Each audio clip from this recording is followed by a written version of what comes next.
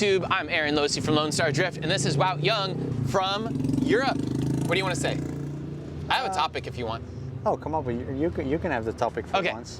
The topic of this interview is his entire life is a lie, and drift car building doesn't matter, and all the things he talks about on his YouTube channel are a lie. So what I'm talking about is I watch Wout's YouTube channel because he's very informative and I like a lot of stuff on it, and he makes perfect sense. And he recently was talking about a video about weight distribution, about how they're building a car in a very specific fashion, how they're moving weight around, how they're doing very specific things.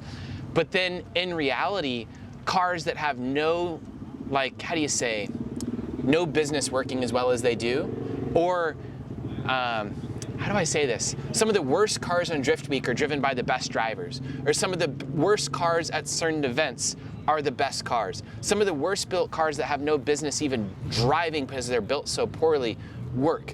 And drifting is a silly thing, like in road racing, some of these things are undeniable truths. Like the best car wins when you're road racing. You're not going to drive better than somebody like with better tires and a better car. But in drifting, it's completely different. And I watch your videos and I'm like, yes, I agree with this. This matters the most. And then, you know, I think about it in reality and I'm like, I have this car that has an iron block V8 that has bad weight distribution, that's probably like 54 front, 46 back or something like that. And it works better than my other cars that might have, you know, a better weight distribution or this or that. And like, I'm just killing it with like a big torque band and a V8 that works and functions and half the car is falling apart. You see what I'm saying? But this is like what I always say to people, like iron block V8, S chassis or E46 radiator. Right, but I watched some of your videos and you're talking about weight distribution being the most important thing ever. Well, for me, like if there's a big difference between if you have a car that you're like evolving and you're doing drift weeks with and you're just making do and what we do, which is essentially a bare chassis build and you start from zero. That's two different things, I guess. I did an interview with Odi Bakchis on his S15 and he had an S14 before, which is the car that's now doing Pro Spec.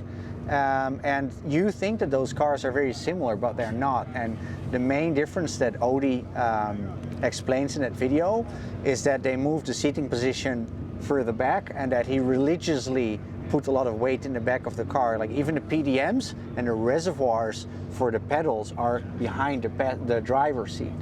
Wow. Yeah, and he says it's a completely different car, and it's S14 versus S15. It even had the same motor, same transmission, same rear end, wise up, everything is exactly the same on those cars, but he's sitting maybe 5 inches further back, and they've got maybe 40 pounds worth of stuff moved further back, and he says it's completely different. Yeah. So that's I like, 100% believe him, but I talk to drifters all the time that swear by things, and then in my brain, I don't ever believe anybody until I test it, and I test their theory and stuff, and you're like, you're full of bullshit.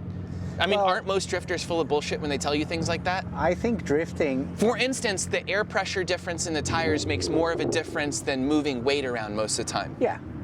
So you can go through in a build process something crazy, and then you just let 4 pounds of air out of the tires, and it makes a larger difference than all the mechanical things that we did. Yeah. Drift Week 5 would like to thank these amazing sponsors, including BC Racing Custom Coilovers that have been with us from the beginning, the most supportive coilover company in the United States, ECU Master USA, who is also on this trip and has been supporting these trips from the beginning, NK Wheels, who we absolutely love, and always I run RPF1, so thank you guys. Drift HQ, that brings the support van. We could not do this without you guys. Vapetasia, who is not only on this trip driving with us, but also supporting the trip. A new sponsor, Heatwave Visuals. They support us with awesome eye protection and make rad stuff, including the beanie I'm wearing in these videos. And WhatMonstersDo.com, who makes great content. They support Lone Star Drift. They support our Japan content. You can go and use the Ebisu discount code on their website for a percentage off. Let's get back to the content. So everything's a lie. Well, it's not a lie. Like it's like walking a tightrope, and it's also like if you have the right setup of a car, you're going to take it to an event in a zero setting. So you're going to be in a setting where you can still work with the shocks, you can stiffen up the shocks, you can loosen up the shocks, you can still work with the tire pressure, you could still work with the RPMs, you could work with the gear ratio, so you have somewhere to go. And there will be cars that work really well when they're on a super extreme setting for a like somebody like Fielding, who's been driving a lot, like he drives a ton.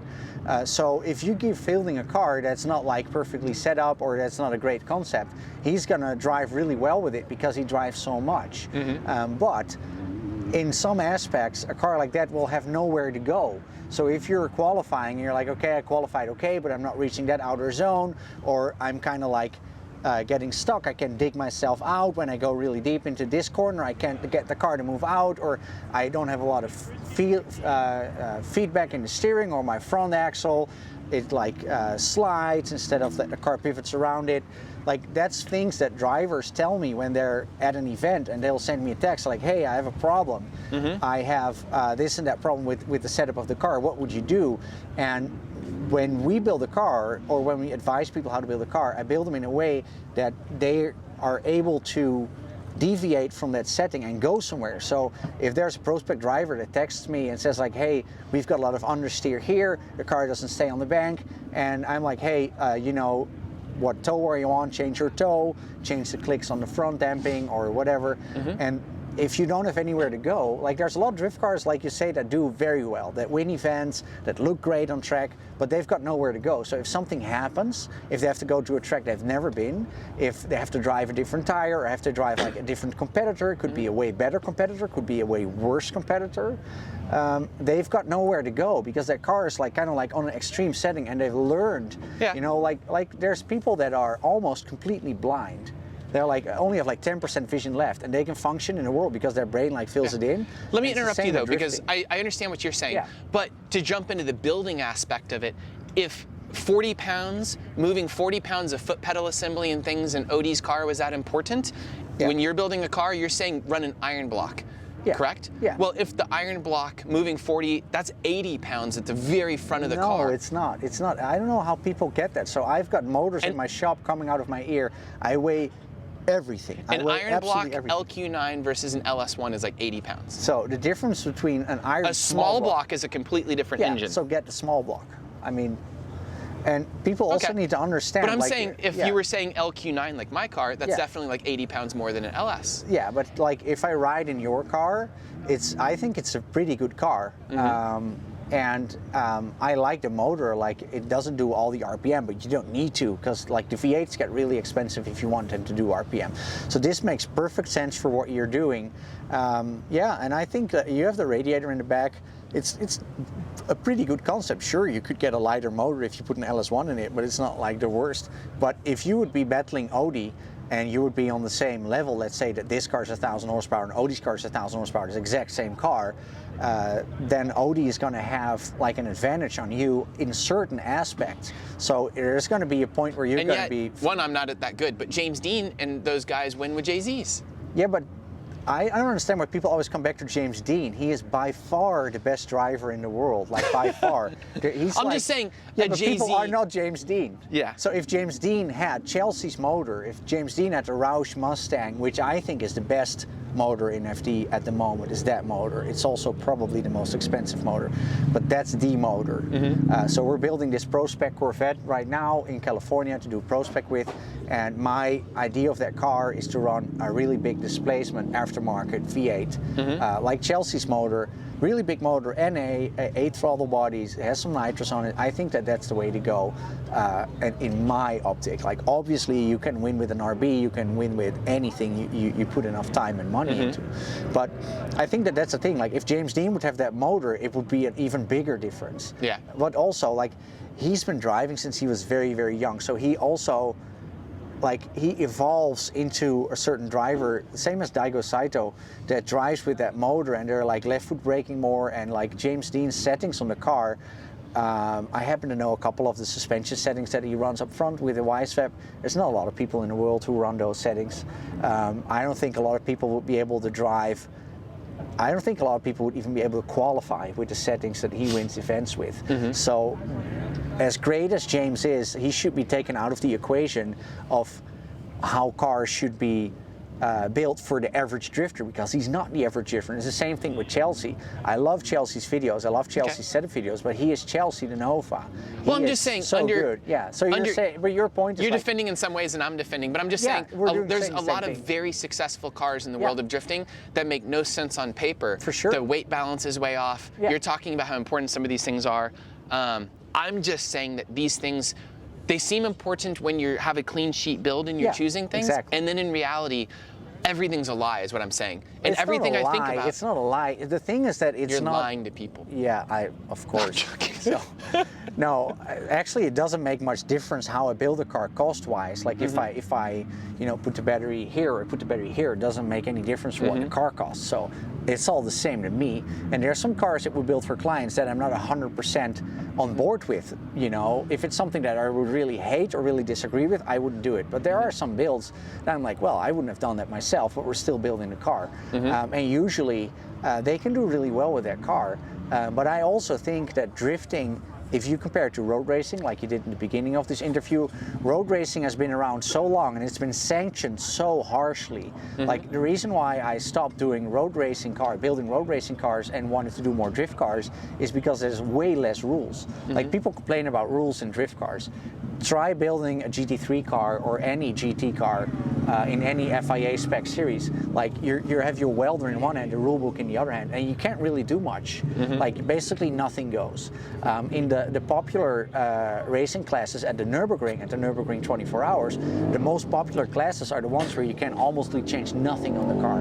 You can do a cage, seats, belts, you can do brake pads, you can do coilovers, but you cannot even change the tire size that the car came with from the factory. Like guys will get disqualified because they don't have the washer bottle in the car. Like guys drive these M3s. Yeah, there's actually court cases because it's mostly like dentists and those kind of guys that run that 24-hour. It's called the V6 class. It has nothing to do with the V6 engine, but that's just the nomenclature that they use in Germany for that class. And there's dudes that sue each other because they lose the race. One dentist loses the race to another dentist and they sue him because that car didn't have a washer fluid bottle. They sue them in court? They sue them in court. You know, they take it very seriously. So sounds ridiculous. Yeah, but like building those cars is no fun for me. And you can tell that like the differences have become so small in racing because it's so regulated and because it's so professional. Drifting isn't professional at all yet, like compared to how professional road racing is and how well matched the cars are. Like in road racing, people are 20 years ahead of drifting, and I don't mean that in a bad way. I mean in a good way. That drifting is still more obtainable, and there's more for us to do. There's more for us to gain. There's more really weird setups like Viper engines in all kinds of cars, and dudes run like James Dean has that one SR20 RX. It's an SR in an RX-7, like in an FD RX-7. Like it's probably one of the last cars I would choose to build, but he makes it work, and he dominated like every series he entered that car in. And so that's the nice thing about racing. Like drifting, you could never do that in racing because it's too, like you could never say, oh, I'm going to take a Pontiac Fiero and I'm going to make it competitive at the Nürburgring 24-hour in the class under 4 liter. That's not possible. Even if you spend 1 million euros on that car, there's dentists in Porsche factory cars, Porsche RSR factory cars, that are going to blast past you. No matter if you have 700 horsepower, it doesn't matter. You know, and that's the difference. In drifting, we're not that far, you know, and I think, I'm not sure if it's actually going to happen or not because I like drifting the way it is. I love FD. I love all the other series. I love all the grassroots stuff. So for me, that's actually a really big appeal. And the reason why you're correct that some cars can be a completely wrong concept or completely wrong weight distribution, but still works. That's because like in racing, the funnel has gone like we're here at racing, but in drifting, we're still here. You know, so it's funneling down to you can only win with the perfect car, but we're not there yet, we're here. Racing's here. You can only win with the perfect setup of a car. Like if you want certain races in Europe, you need to have either a factory BMW car or a factory Porsche car. Like that's why you see so many Porsche race cars, because they have really good backing from the factory. And there's lots of data, there's lots of experience there, so that's a really good car. It's like, hey, we're gonna go to this and that track, we're gonna go to Monza, or we're gonna go to any Formula One track where there's also other cars racing. You need a car like that to win. And in drifting, if you put Chelsea, or you put James Dean, or Matt Field, or or Forrest Wang in or even Brian. Like Brian is a really good driver. I think if you put Brian in a concept of a car that's not great, he would still do really good. Brandon Wicknick, same thing. And it's also because those guys have learned to drive around the blind spot. Like those two guys, Brian and Brandon Wicknick, they're not made of money, so they can't hit me up and say like, here's $200,000, make me the perfect Corvette so I can win clutch kickers. They can't do that. So they're always working around flaws. Like Brian's going to run low power car. He's not going to run a 600 horsepower car. So he needs to work around that, and he does really well. Is his car the best setup car ever? No, but like he develops a way to deal with that blind spot, with like the deficits of that car. And I think that that's a nice thing, that you can still do really well. Like Brandon Wicknick won that event in Medford with that one car, with the Icon car. It's not a great car, you know, but he wins with it. And I think that's the beauty of drifting and why I'm so drawn to it, because this is what like racing was like in the 60s. Like in the 60s in Formula One, you could win with a Cosworth customer motor. You just went to Cosworth, you bought a motor, and you made a chassis, and you got some English engineers, and you could like win a Grand Prix. Who won Formula D last year? Formula D last year? Yeah. Frederick Asbo. Did he? Who won the year before that? The year before that. Has a 4-cylinder won recently? Has like Ryan Turek won a season? Ryan Turek hasn't won a season, no. He hasn't? No. I was just going to say, but 4-cylinders are still fairly competitive in Formula D. There's just not many of them. Didn't he just win an event with a 4-cylinder? Yeah, he won Long Beach, but like, how do you say that? And the B58 has won a season then? Yeah, so... Wait, so if Frederick Osbo won last year, B58 won a season, so an inline 6, it still seems very random, considering you would think that if an iron block V8 or like, you know, a certain type of chassis was superior to everything, that you would see it funnel in. We just don't see that still with drifting. It's wild. I'm just saying drifting is ridiculous. Yeah, but like, it's again the same with taking James Dean as an example, like taking Papadakis Racing as an example with Toyota backing.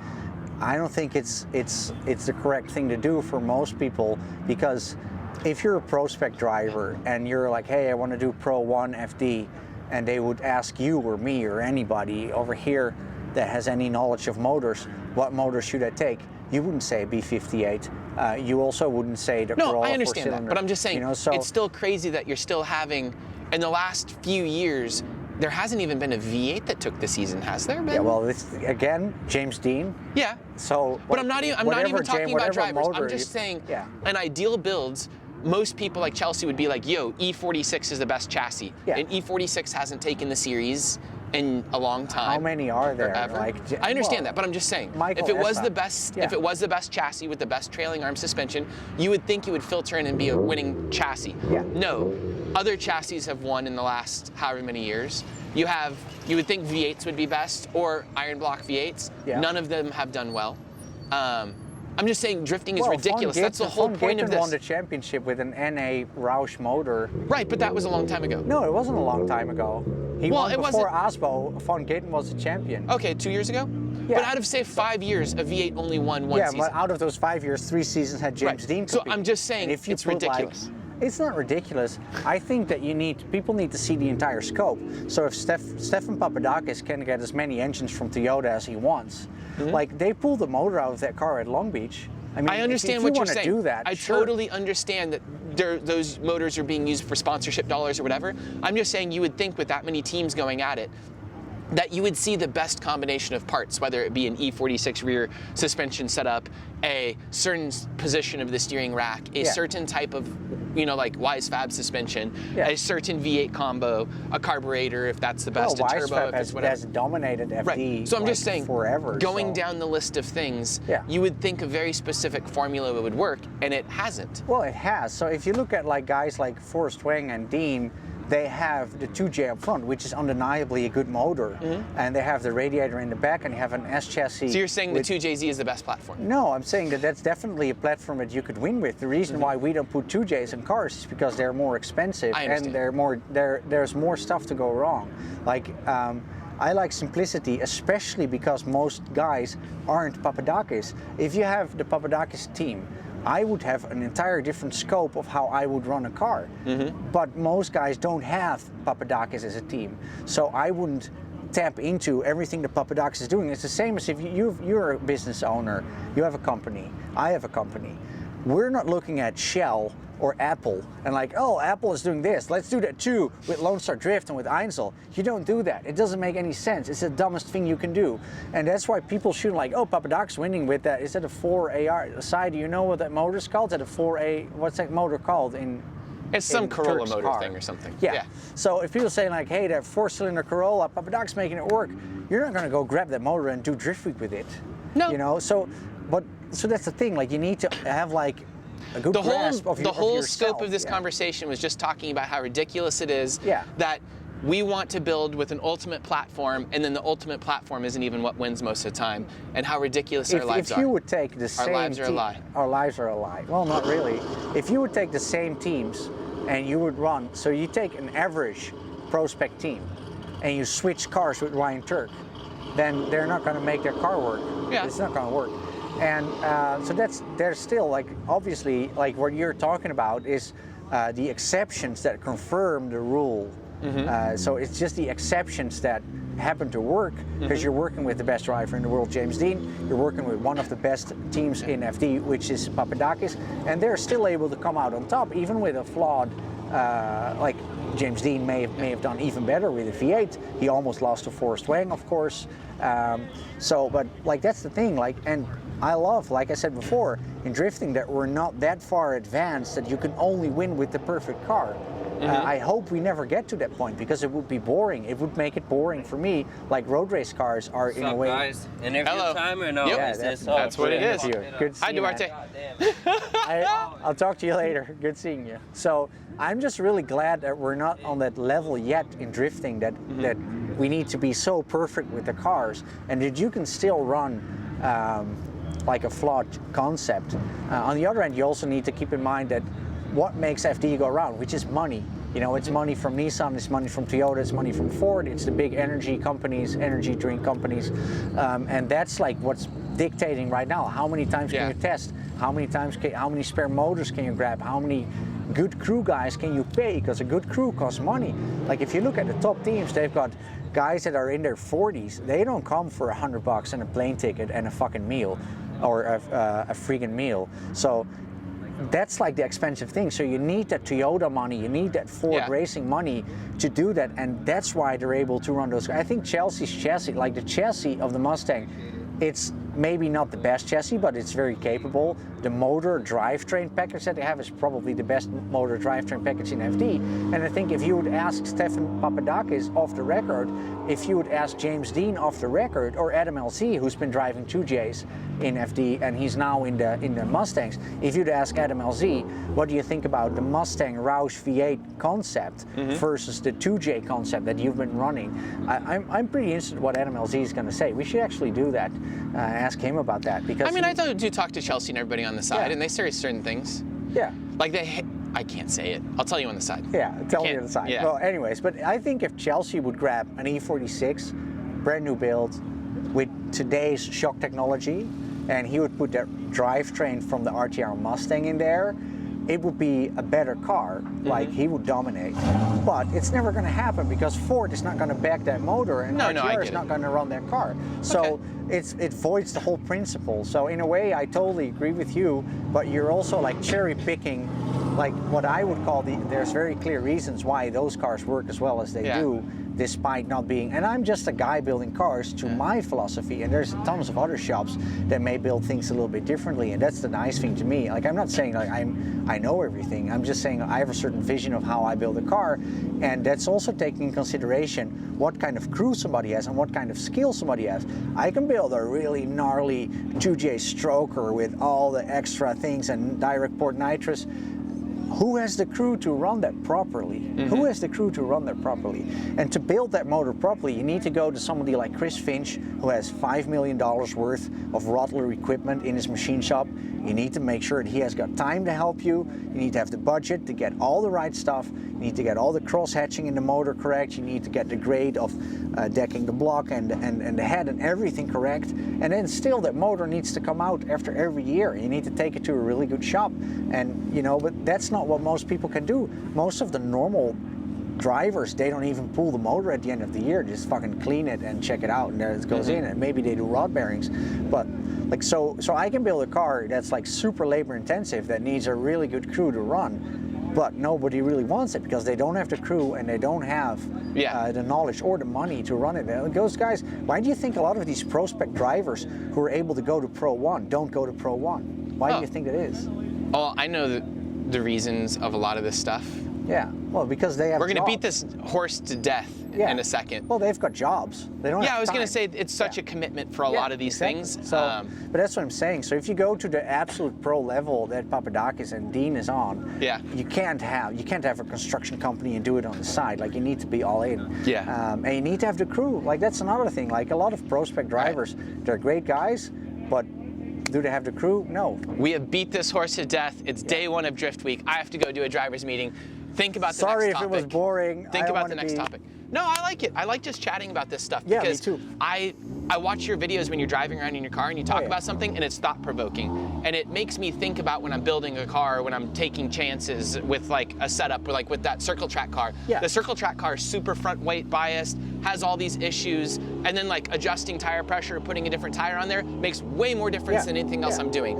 And when I'm building that car, I'd rather take and make it way lighter overall and make the car worse because I'm trying to get better tire wear and I'm trying to do something very specific with the car. So I purposely made the car worse by taking 250 pounds off the back when I could have centered it, you know what I'm saying, and do specific things, but instead I'm like, I'll mess with the shock rebound, I'll put some we have the saying, I don't know if you guys have the saying that there's more roads that lead to Rome.